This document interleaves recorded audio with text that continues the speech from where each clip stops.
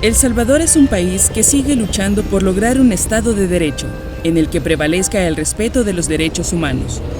El Instituto de Derechos Humanos de la UCA realizó el informe anual de 2018, en el que detalla la situación del país en esta área tan importante para la paz y para la sana convivencia de la sociedad salvadoreña.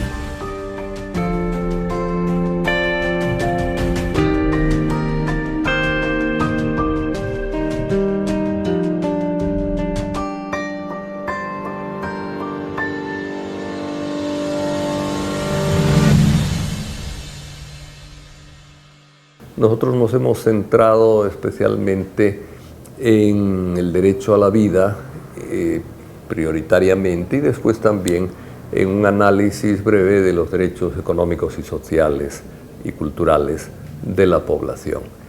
Los datos más llamativos para mi gusto son la falta de respeto al derecho a la vida, ¿verdad? Es decir, de múltiples formas, ¿verdad? Es decir, porque la vida no solamente es lo contrario a la muerte, sino también es la vida digna, ¿verdad?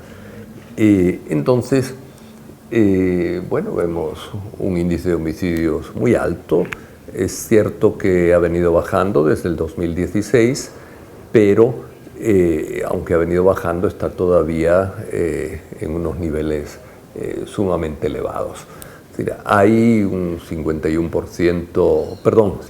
homicidios por cada 100.000 habitantes, digamos, es una epidemia grado 5, diríamos, ¿verdad? Es decir, el grado 1 es menor, ¿verdad? Puede haber epidemias hasta grado 10. Tuvimos una epidemia de homicidios grado 10, ahora tenemos una de grado 5, pero seguimos teniendo una epidemia de homicidios. Y hay que llegar a no tener epidemia de homicidios. Tanto organizaciones de la sociedad civil como el mismo Estado admiten que el país está siendo víctima de una ola de violencia que no parece tener solución y que los derechos humanos no son tomados en cuenta al momento de proponer soluciones a esta situación. Sigue predominando el hecho de que algún funcionariado cree de que es una concesión que el Estado y las instituciones deben hacer para los salvadoreños y salvadoreñas. En el imaginario político de estos funcionarios, de estas funcionarias, no está el componente de derechos humanos. Eso se traduce en que no haya cumplimiento de los mismos. Y también provoca una crítica legítima de organizaciones de derechos humanos, de la misma ciudadanía, porque hay un incumplimiento profundo en algunos temas más que otros, y por lo tanto los funcionarios consideran de que no es una obligación de ellos, al estar investidos, de tratar de darles cumplimiento, al considerarlos como una concesión y no como un atributo inherente de las personas. Y eso creo que provoca que tengamos el nivel de cumplimiento o de incumplimiento de los derechos humanos. Bueno, en el tema de seguridad, y estamos hablando ya de actuaciones policiales, pues el derecho humano más violentado es el derecho a la integridad física o psicológica por malos tratos de parte de agentes del Estado, específicamente policías o Fuerza Armada, en grupos de tarea conjunta. Esas son las violaciones, bueno, las denuncias o el más amplio número de denuncias que tiene la Procuraduría. Eso ha sido histórico, igual se sigue manteniendo. También hay afectaciones al derecho a la vida, el tema de ejecuciones extrajudiciales y también desapariciones forzadas, que es el derecho a la seguridad, a la integridad, o una posible también violación al derecho a la vida. También son casos que la Procuraduría retoma como los más graves, ¿verdad?, de violaciones de derechos humanos, aunque no es en su mayoría los que los hemos captado, o por lo menos los que tenemos registrados, pero ha habido un aumento. Por ejemplo, en el caso de desapariciones forzadas, hay un aumento considerable de los casos registrados en el 2017 al 2018. Hay un aumento considerable, prácticamente se duplicó la cifra de casos registrados. Uno de los temas que más preocupa a los defensores de derechos humanos es el incremento del desplazamiento interno forzado por la violencia. Esta situación está lejos de ser erradicada y afecta cada vez más a la población salvadoreña, generalmente de los estratos sociales más bajos.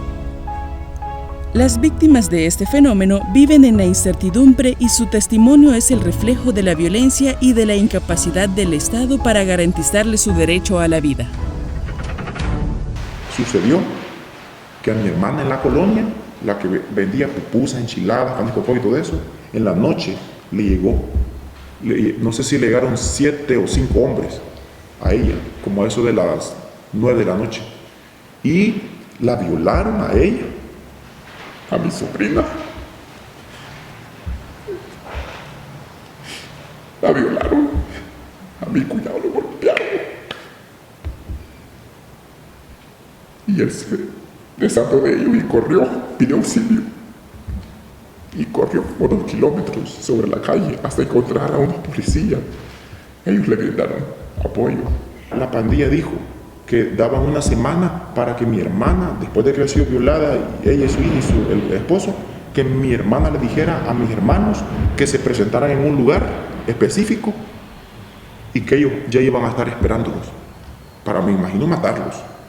Y sucedió que hicimos la coordinación de llevar toda la familia a un camión que nos cobró $300 para Oriente.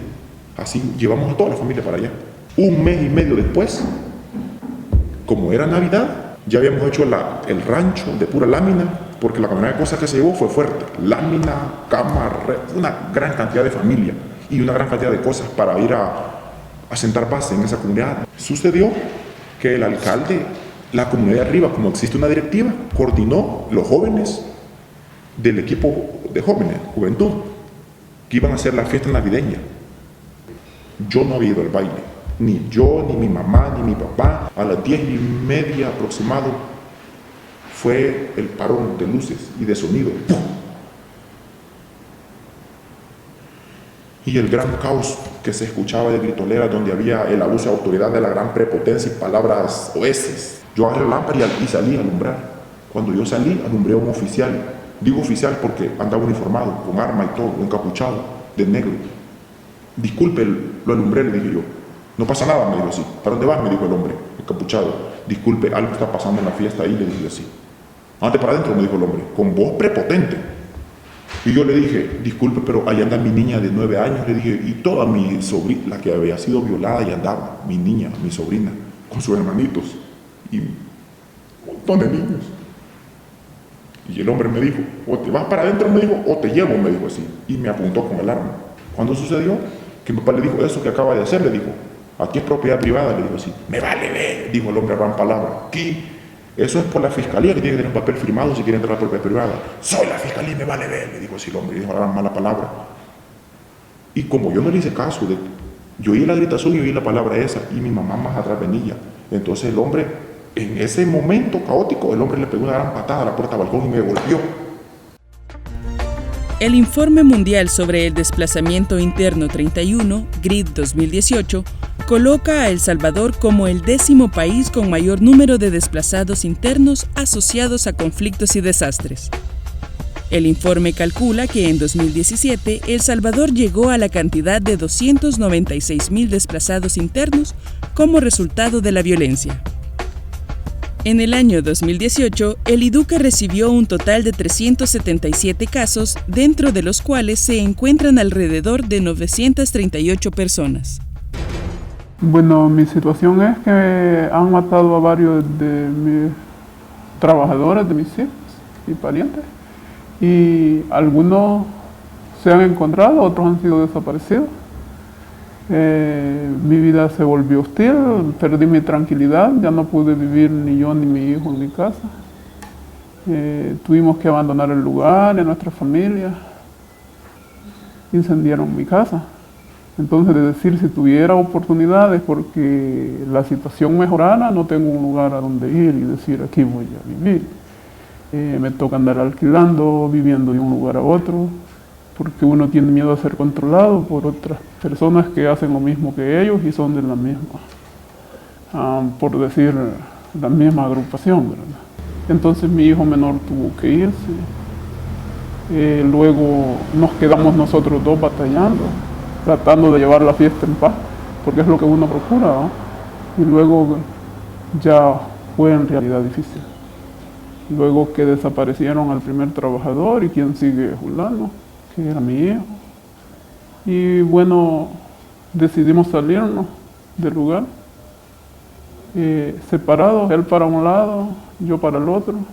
se sacó uno de sus trabajadores y hoy que él está por allá también quiso llevárselo, pero murió en el camino. No sabemos hasta la vez de qué, bueno, imagino que los que iban a dar la determinación de que había muerto tenían que dar una determinación que favoreciera a su país, porque él ya murió dentro de allá del país y nada se pudo hacer. No, eran alguienes que yo veía como hijos, pero eran los que trabajaban con mis hijos y ellos les ayudaban para que trabajaran y estudiaran, porque la situación de sus padres era bastante difícil. ¿Eran jóvenes esas personas? Eran jóvenes, entre los 21 y 22 años. Y últimamente sí desaparecieron a unos señores ya mayores, porque un tío de ellos tenía como 59 años. Lo desaparecieron totalmente, hasta la vez no sabemos de ellos. Y siempre con las razones, a algo otras personas como para que nos las hagan saber. ¿Quién sigue fulano? ¿Quién sigue fulano? Y ese orden lo han seguido llevando, ya estando nosotros fuera, porque hace unos meses también desaparecieron otro muchacho. Ese no trabajaba con nosotros, pero era de la lista de ellos. Sinceramente me mandaban a decir con algunas personas que el día que me agarraran, pelo por pelo me iban a arrancar y que hasta después me iban a matar, hasta que me hubieran arrancado todo el pelo. Y ya estando yo fuera, entonces yo les digo a mis hermanas, no se preocupen, tengo poquito. Bueno, desesperada, presionada a pensar que en algún momento podían matar a alguien más de mi familia si yo seguía ahí o si yo voy. Igual yo no he ido a mi lugar desde que salí por eso. Porque como que si no pueden arremeter en contra mí, que es a mí a quien ambicionan, dicen que no, que está su hermano, que está su mamá, porque a mi hermano lo amenazaron también en un campo de fútbol. Él le dijo el que era el jefe en esos días, que lo iba a matar porque a terminar con nosotros iba, con la familia tal, y miente el apellido, ¿verdad? Porque no éramos su familia, y porque éramos aquí, porque éramos allá, y porque nadie había querido trabajar en lo que ellos querían hacer en el cantón. Según el informe del IDUCA, el desplazamiento forzado tiene como origen el control del territorio por parte de grupos organizados generalmente orientados hacia el delito. En algunos casos, este control amenazante del territorio está en manos de algunos elementos de la Policía Nacional Civil y de la Fuerza Armada. De hecho, la Corte Suprema obligó al gobierno, ¿verdad?, al Ejecutivo, a reconocer el desplazamiento forzado. No sé por qué no se quería reconocer. Afortunadamente ahora se empiezan ya a elaborar leyes de protección. Esperemos que en ese nivel se den pasos importantes que yo creo que contribuirían también, si se logra detener estos procesos de desplazamiento forzado, sería una señal de una presencia mayor del Estado en el territorio y contribuiría a bajar el número de homicidios y tal vez las amenazas contra la mujer también. Pero es un trabajo sistemático al que hay que hacer porque las mejorías son tan leves que podemos decir que no hubo mayor cambio, ¿verdad? Es decir, de un año a otro. A raíz de esa sentencia, pues ya el Ejecutivo empieza a tomar otras medidas porque tiene que cumplirlo, porque si no estaría desobedeciendo un mandato judicial. Empieza a tomar algunas medidas, como por ejemplo tiene 3 proyectos de ley, uno impulsado por la sociedad civil, por la Fundación Cristosal específicamente, otro proyecto que es más general, de atención a víctimas en general, que pensaban incluir un capítulo sobre el tema específico de personas desplazadas, y luego está otro proyecto de la Unidad Técnica Ejecutiva del Sector Justicia. Esos son los tres proyectos.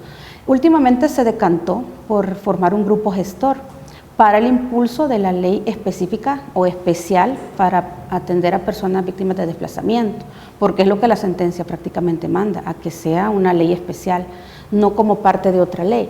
El Estado ha perdido capacidad para controlar ciertos territorios y esa crítica les incomoda a ciertos funcionarios, pero hay que hacérselas valer, porque como dije, aquí no estamos señalando personas, sino instituciones que tienen esa investidura estatal.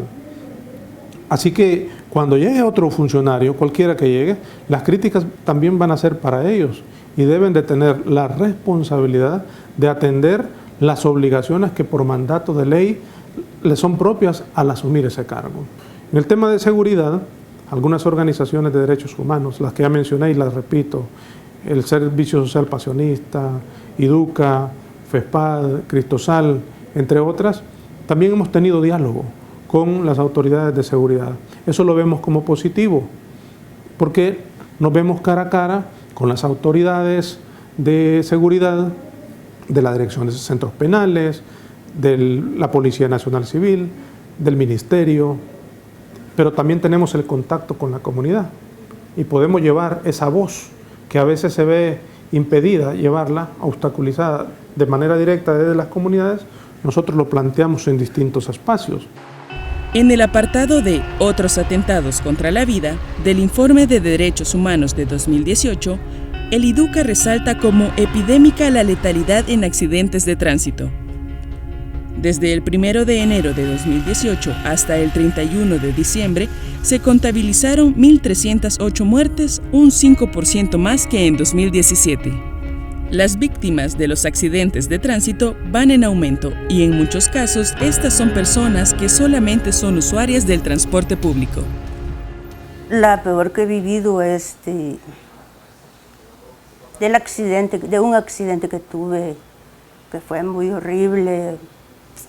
De repente que le gritan a usted, agárrense, y ya el bus va sin frenos y ya nada puede hacer, pues, porque ya va esperando qué le va a pasar ahí. Y nos dimos en otro bus, ese bus nos sacó de la carretera y nos sacó de la vía y nos echó al barranco. Y bueno, gracias a Dios que yo solo tengo heridas en mis rodillas, golpes todavía que me duelen, ¿verdad? Y bueno, se murieron 4 señores que iban allí, 2 señores y una niña y otra enfermera. Y muchos golpeados también. Pero, como les repito, gracias a Dios que sigo con vida y allí entre el miedo y todo, pero hay que viajar a trabajar, pues. Mire, para decirle que yo no me acordé de nada ni de nada, solo cuando el bus cayó, yo recuerdo que yo estaba consciente, porque yo caí consciente. Y de repente aquello quedó como si era una película donde todo queda en silencio. Luego después comienza a gritar la gente que nos íbamos a quemar. Y fue ahí cuando yo empecé como a angustiarme, ¿verdad? Y lo que no sabía era que no estaba atrapada, no podía mover mis piernas, solo sacaba esta mano nomás, movía y todo me caía encima y la gente para un lado y otro y gritaban. Y ahí yo empecé cuando la gente comenzó a gritar, como que todo se me quitó de encima. Y caminé hacia el lado de adelante del bus, por ese vidrio grande. Y llegué ahí, recuerdo que sí gritaba, que me sacaran de ahí, ¿verdad? Y recuerdo que un señor me gritaba, agárrate de aquí. Y yo medio me logré agarrar y me jaló. No sé si ahí fue que me corté la pierna. Y de un solo jalón me tiró arriba. Y ahí sé que Dios estaba conmigo, porque yo vi hacia un lado, solo vi algo blanco, ahí hay varas de bambú y todo eso, quizás eso era. Y después subí el barranco. En El Salvador, el número de muertos en accidentes de tránsito oscila en torno a los 21 fallecidos por cada 100.000 habitantes, es decir, un nivel epidémico. Según el Informe de Derechos Humanos, el derecho a la vida se viola también por omisión de medidas básicas de protección y supervisión en el tráfico. Bueno, evidentemente la Dirección Nacional de Tráfico Terrestre, es decir, también los policías encargados de supervisar el tráfico, es decir, son instituciones a las que hay que reforzar de alguna manera, ¿verdad? Es decir, la policía no tiene muchos recursos, no tiene gente en el tráfico, ¿verdad? Es decir, uno continuamente va viendo problemas en el tráfico, desde a veces autobuses sin matrícula o que echan demasiado humo. Es decir, yo creo que en el tráfico hay que tener una legislación muy clara y además cumplirla. Yo creo que ni tenemos una legislación adecuadamente clara y con las sanciones adecuadas, ni tampoco se cumple la legislación existente. Entonces, eso evidentemente convierte el tráfico en una especie de ley de la selva y produce muerte. Eso hay que enfrentarlo, ¿verdad? Pero también yo creo que sería muy importante incluir en el tráfico a las municipalidades. Pueden decir que no tienen recursos, pero realmente unas municipalidades que se responsabilicen del tráfico pueden tener ingresos a través de las multas. Ahora eso hay que legislarlo y hay que tenerlo bien organizado. Nosotros hemos propuesto en muchas ocasiones y lo hemos dicho en muchas entrevistas que es necesario un incremento a las multas, porque consideramos que el incremento a la multa es para prevenir las conductas, para corregir las conductas. Por ejemplo, si usted está acostumbrado a hacer un giro donde no es adecuado y ahorita el giro vale 57.14, pero viene y lo aumentamos y nosotros como división hemos propuesto que las faltas leves valgan 500, que las graves 1.000 y que las muy graves 1.500. Si usted está acostumbrado a hacer un giro que usted sabe perfectamente que no es permitido, pero como es el camino más corto, ¿verdad? Usted siempre lo hace. Pero dice usted, bueno, hoy van a aprobar 1.500. ¿Será que lo va a volver a hacer? ¿O será que después de que le impongan la primera vez una multa alta va a volver a cometer esa infracción? Creemos que no. Nosotros las medidas operativas con las que contamos, controles vehiculares para verificar el estado de las luces, controles vehiculares antidoping, reductores de velocidad pero acompañados del control láser, ¿verdad? Que es una infracción por exceso de velocidad. Entonces, operativamente estamos haciendo lo que nos compete, operativamente. De ahí pues estamos esperando ayuda de parte de la ley para poder ser más drásticos, de modo que mejoremos la conducta, porque aquí es un tema de educación. Aquí el semáforo amarillo significa apúrese que lo va a agarrar el rojo, no significa precaución. Es decir, bajar el número de violaciones, el número de asesinatos, el número de accidentalidad en el tráfico, el número de desplazados forzosos, es decir, bajar el número de todo ello es una necesidad, pero tal vez sería bueno que los gobiernos, aparte de intentar bajar todo, se concentraran inicialmente en algunos de los aspectos. Yo a veces pienso que concentrarse en el tráfico es un tema importante para ir creando cultura de respeto a la vida, ¿verdad? Porque da la impresión que lo del tráfico no nos interesa mayormente y bueno, si muere gente pues murió, mala suerte, pero no puede ser así, no son muertes de casualidad o muertes naturales, son muertes por irresponsabilidad humana. Entonces, centrarse en el tráfico, que es lo más sencillo, puede ayudar a crear una cultura de respeto y luego ir pasando a otros temas, ¿verdad? Aunque sin dejar de trabajar en todos simultáneamente, pero de repente concentrarse en uno. También el tema del respeto a la mujer me parece muy importante concentrarse también y tomar medidas, porque no puede permitirse esta cantidad de abusos que existen en el país. El respeto de los derechos humanos sigue siendo una necesidad en el país. En 2019, se da un cambio de gobierno que se espera que enfrente los problemas existentes con mucho compromiso por resolverlos.